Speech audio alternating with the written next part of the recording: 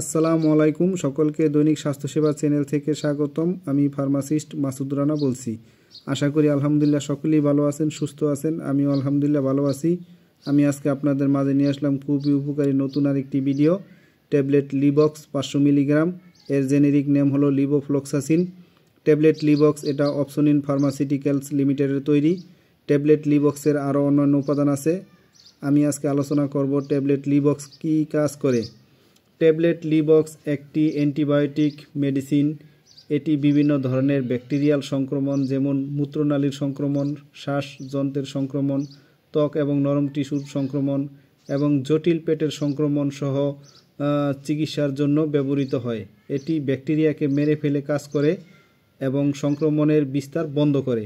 এই ট্যাবলেটটি খাওয়ার নিয়ম হচ্ছে প্রাপ্ত বয়স্কদের জন্য প্রতিদিন একটা করে, দৈনিক একবার, রাতে খাবেন, নিয়মিত খাবেন।